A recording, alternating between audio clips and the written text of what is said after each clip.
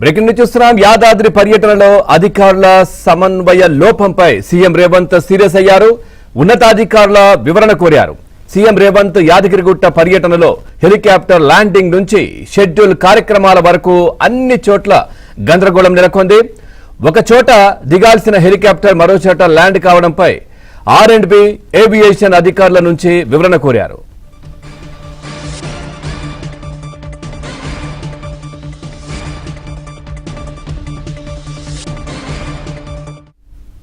చూస్తున్నాం. యాదాద్రి పర్యటనలో అధికారుల సమన్వయ లోపంపై సీఎం రేవంత్ సీరియస్ అయ్యారు. దీనికి సంబంధించి మరింత సమాచారాన్ని మా కరెస్పాండెంట్ నరసింహరావు అందిస్తారు. నరసింహరావు, ఎందుకు ఈ సమన్వయ లోపం? ముందుగా ఎందుకు ప్లాన్ చేసుకోలేదు? ముఖ్యమంత్రి పాల్గొంటున్న కార్యక్రమం కదా. షెడ్యూల్ ప్రకారము అంతా పర్ఫెక్ట్ గానే ప్లాన్ చేశారు.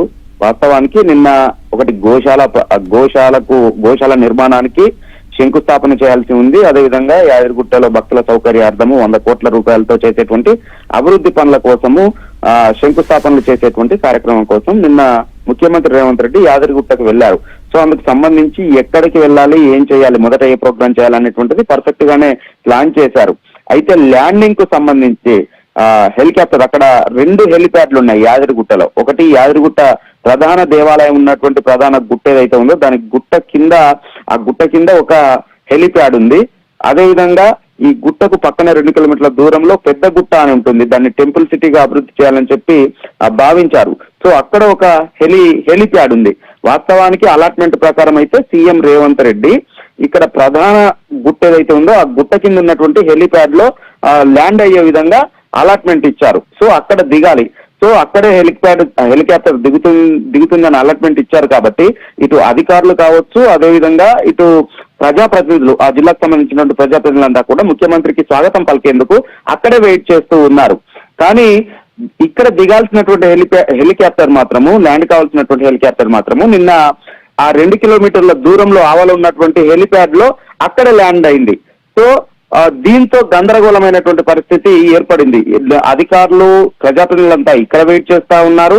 కానీ ల్యాండ్ అయిందేమో మరో చోట. సో ఈ నేపథ్యంలో అధికారులు, ప్రజాప్రతినిధులంతా కూడా ఉరుకులు పరుగులు పెట్టాల్సి వచ్చింది. ఉరుకులు పరుగులు పెట్టారు. ముఖ్యమంత్రి కూడా కాసేపు వెయిట్ చేయాల్సి వచ్చింది. అక్కడ ఎవరు స్వాగతం పలికేటువంటి వారు లేకపోయినటువంటి నేపథ్యంలో సో ఈ గందరగోళం ఎందుకు ఏర్పడింది? ఒక చోట దిగాల్సినటువంటి హెలికాప్టర్ మరో చోట ఎందుకు దిగింది?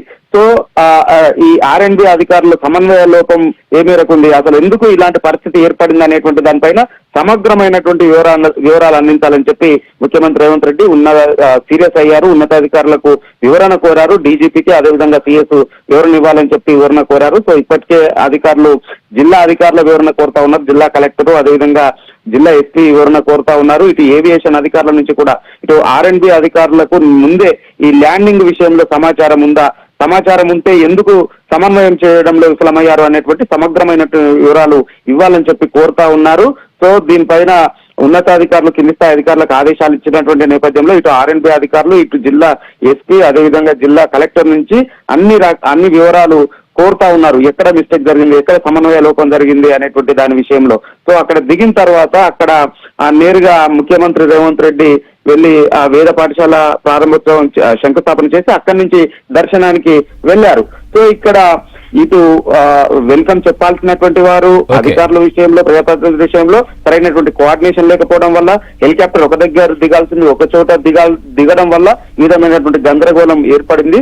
సో దీనిపైన పూర్తి నివేదికను ఇవ్వాలని చెప్పి ముఖ్యమంత్రి రేవంత్ రెడ్డి సీరియస్ అయ్యారు. సో దానిపైన వివరాలని ఆరా తీస్తా ఉన్నారు. Pawan, right, thank you Narasimharao, thanks for the updates.